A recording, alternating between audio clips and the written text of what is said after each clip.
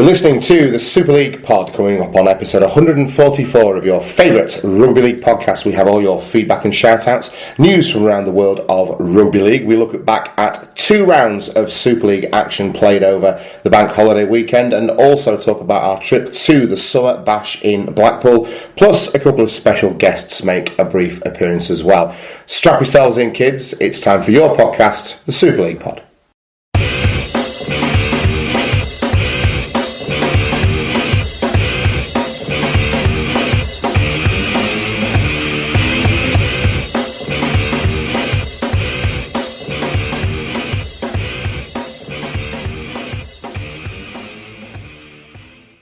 Okay everyone, hi, welcome along to the episode 144 of your favourite Rugby League podcast, the Super League pod. As always, Tom and Mark are here to bring you all things Rugby League related, and boy have we got a lot of rugby to talk about this week, Mark. Bash and 2 rounds of Super League fixtures. But before we get into all that and your usual feedback and news, let's talk about how you're feeling, because you look like garbage, mate. Thanks Tom. No, I feel like we need to let the listeners know. Yeah, you warn them in advance that you're going to be carrying us through this one, Tom. So this isn't going to be the most in-depth and. Thanks.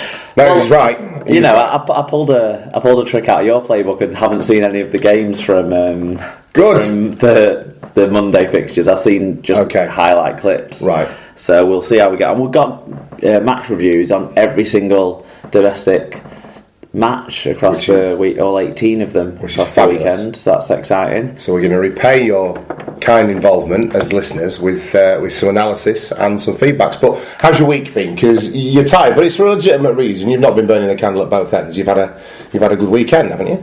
Well, yeah. Isn't that what burning the candle at both ends is, though? Maybe. Okay, so what I don't know. You've not been. I've been doing. You're not neglecting the Super League pod listeners. I've been doing a lot of things. We had the Summer Bash, didn't we? And wrapped around that, Emma's sort of handed in all the work. My Emma for the end of her first year of her masters. So she started getting results drip feeding through, and shocker, she's doing fantastic. No matter, despite her own decisions that she's how much doubt that we carry through every week of our lives until we get those A-star results. Bravo, Mrs. Illingworth. So we've had some, we had some friends round to enjoy that, celebrate that a little bit on Friday, and then bashed it up for 2 days in a row, didn't we? We didn't drink so much on the second day. We'll cover all that off together, I suppose. Yeah. Then I was at a lovely wedding at beautiful Beeston Manor, which is on the sort of edge of Preston, sort of near the River Ribble sort of area. Lovely. But I've seen the pictures of you and Anna together on Facebook. You fields, and you see almost a cityscape of Preston, which I didn't know it actually existed. Right. Very good. But yeah, it was wonderful, and our friends Jenny and Eddie got married, and it was a great day. Bless them. Fantastic. But it's taken its toll, obviously. Well, our weekends have overlapped slightly, obviously, with the bash and what have you. I was a bit more boisterous on Saturday than I was for my brief appearance on Sunday. Brief, yeah. Very brief. I don't even think you watched a full half of rugby. No, popped down, saw you, said hi to everyone, went and got Erin. So it was, I had stuff to do around the house as well, so it was literally a flying visit to make sure I didn't let the side down too much. But what that meant is that I felt a little bit better by Monday, and we went over to God's Own County, West Yorkshire, and went to Eureka, which you might be surprised to learn, pretty busy on a bank holiday Monday. At the start of the school holiday. Exactly, full of kids. So, but it was fantastic, and a good time was had by all. But I was goosed last night, so I feel like I'm a day ahead of you in terms of recovery now. So maybe I should have a bit more sympathy. Probably not though. Right, who's been getting in touch with us? Should we talk about the bash rather than? We can do by all means. We saw, and not the games. We'll do that later on, but. Well, it was brilliant, wasn't it? We got there on Saturday, and the Gloucestershire lads, let's talk about them first, because they've come, I think, almost the furthest. Perhaps Dave Cantrell's one of the exceptions. Dave's journey time is probably quicker, because he'll hop on the train, whereas the boys drove up from Worcester and Gloucester sort of area. My geography isn't great about that whole neck of the woods, so I don't know. We had Al, we had Gav and Lee, and we had Lee, and Lee was a minor celebrity in his own right, because he kept running into people who had been on the choir last year at the... Was it last year or the year before? I don't know. When they had the choir at Wembley. Oh, I don't know. In the Challenge Was he in the choir? Yeah. Did you not know that? No, he didn't mention that. He did. Not to me. Well... I would have made a big fuss of him. Well, we did anyway. No, we did make a big fuss of it, but I would have made yeah, so there was 3 all gold shirts in display in the crowd, and I think we got picked up on the cameras a few times, that sort of thing. So that's good for the all golds brand because from the sounds of what the lads were telling us, they're pretty much the supporters club, unfortunately. Well, they're the ultras, aren't they? So we're the all golds ultras. So we're pushing the all golds. We came up with an idea of if the all golds get to the League One Shield final, we should have an SLP meet up and all support the all golds. Oh, big time, absolutely. Get behind the boys there. Who else do we have? Big Dave Cantrell, always a pleasure. He was there on Saturday. I think on Sunday, him and Brian Davies were left in the south stand. They weren't allowed to swap through, which seemed weird because there was no one there. That's it. There was 4,500 people there. Yeah, it was a bit quiet, wasn't it? And then Alan Cale.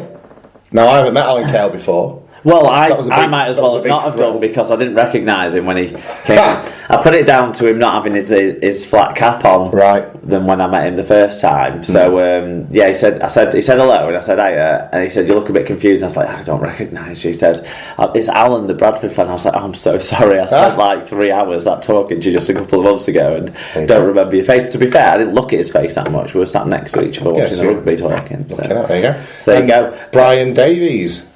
Yeah, Brian Davies was the next to turf up. He swapped stands and he had his SLP jersey on, so that made 3 SLP jerseys as many as there were all gold shirts. There you go, exactly. But you had a bit too much fun with the SLP jerseys, I feel. Well, we went for an SLP. I thought that was a good little play on words. You didn't make that play on words. I saw it happening. I took the picture. So we relied on our listeners to make the play on words. Well, did I not say it? You put something like SL Piddle. Podcast piddle or something. Oh, did I? I was already a bit piddled at that point. You were massively piddled. Yeah. I don't know how you were so drunk so fast. Had a good and then we were finally joined by our hip flask hero, Phil Nadin and his young daughter Callie, who is in the midst of a fun-filled week on the Fylde coast with her grandparents this week, and Dad brought her along for the full spread of the action. It was a pleasure to meet them as well. I got a long talking to about the art of bathroom distilling from Phil, in case I ever want to make my own moonshine. So I've had another look at it, and I think I don't necessarily have the setup quite yet to do it, but I do want to. It's something I've always fancied giving a go to. Maybe not distilling moonshine, but like doing your own wine or doing your own beer. Anything you do like that, I feel danger is not far away. Lurking, to be honest. I suspect that might be the case. I know. On Saturday, do you know how drunk you were? You were a pint of wine drunk on Saturday. Was I a pint of wine drunk on Saturday? You were. That was a big day. It was a good day. And then, last but not least, the last listener to those boys pretty much all day Saturday, and then Phil and Callie and the All Goals boys. We spent all of Sunday together. Couple of them nipped off and left Lee with me and Phil. For the last game, which they made the right choice, if we're completely honest. Of all the games to remember most vividly, it's the game that was the worst. But then on Saturday afternoon, though, midway through the London and Featherstone game, which is the sketchiest game already for the sort of being at the peak of being drunk. Yeah. And it was before the Bradford fans had slowed down the beer queues that kind of helped sober us up through that last game. Yeah. Our old mate Barry McDermott tips up, doesn't he? And says hello to all the guys. Always nice to meet a fan. Yeah, absolutely. And the support that we get from Baz in terms of his little his little Easter eggs in the actual rugby and stuff like that is brilliant. And I know that the SLP listeners all appreciate recognising it, and it is a little kind of a little nod to us, and he was very encouraging and supportive of what we do and his reasons for liking the show, and we had a bit of a chat more broadly about players and kind of attitudinal stuff. So it was a really interesting few minutes. Yeah, the thing he was keen to talk to us about was the platform more that we give the listeners to share their views of stuff, and it's kind of the unfiltered fan views. Yeah. But reasoned, unfiltered fan views rather than just the rest of knobhead. Yeah. Exactly. I like to feel we attract a better calibre of listener than that. Well, we get it all. And that's what he was saying. He says like the times where he wants to listen to the show the most, like he looks forward to the show, is when something's happened in one of the games at the weekend, and he wants to find out how the fans tilt on what he's seen from the broadcast booth and tried to put their particular positive way of viewing the game and stuff onto it, and then see how the fans react to that. And Barry had a few fans himself, didn't he? There was the last. Was she a Bradford fan or a London fan? Well, there was a fellow that came up to him halfway through and just sort of shook his hand and what have you. And then as he went away, there was a lady who came over and went, "Do you know him?" And of course, I wasn't going to say, "Well, actually, do a podcast." She said, "Are you friends with him?" And we were like, "Yeah, of course, yeah." She's like, "Will you ring him and tell him he was this, that, and the other?" I'm like, "Yeah, probably not going to tell him that, love." No, it was all good stuff. She said he's the best. Yeah, this is how slagging it off. No, she said he was the best one on Sky. Oh, I probably shouldn't have said. She liked him the most. Probably shouldn't have said. I'm probably not going to tell him that then, love. I was a bit pissed at that point, but I feel like I was sober enough for Barry.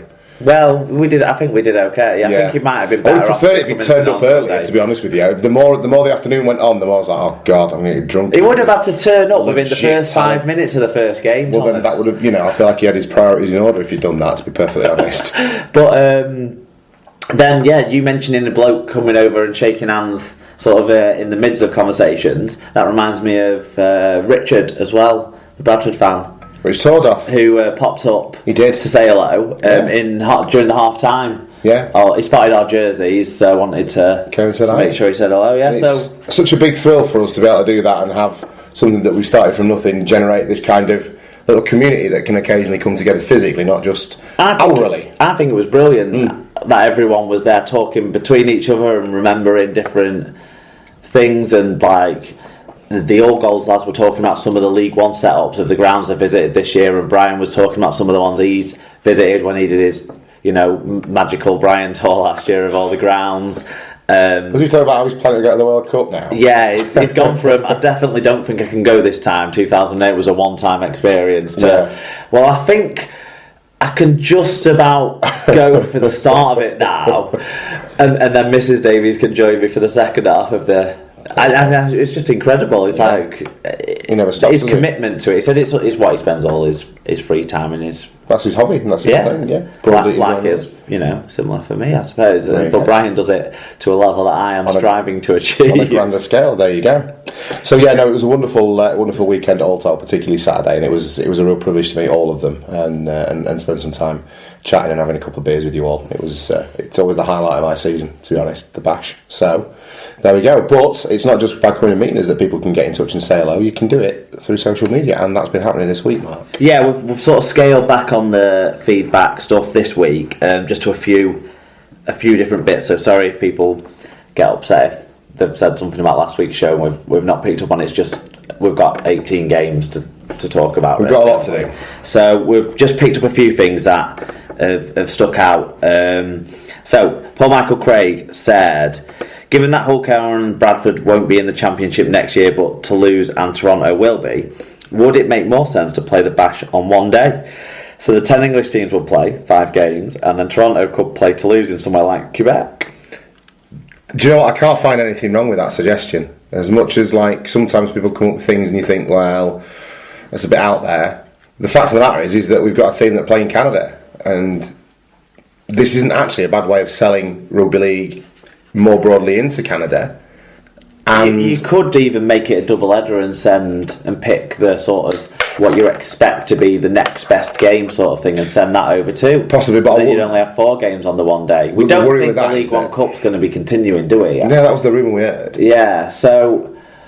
But I think the other thing is that attendances next year, if Bradford and Hull aren't there, are going to be impacted because they were the vast majority of the record 16,000 plus, 11 and a half on the first day. And do you know who turned up in decent numbers though as well? Barrow did, didn't they? Barrow were brilliant, and they could find themselves. They could, realistically in the Championship next year, and their fans were great. Obviously, because they won, they went celebrating then. Yeah, they left behind one of the Joe Bullock. They left him behind. He was there on the second day watching with his missus. Oh, was he really? Yeah. Oh, maybe he was under orders.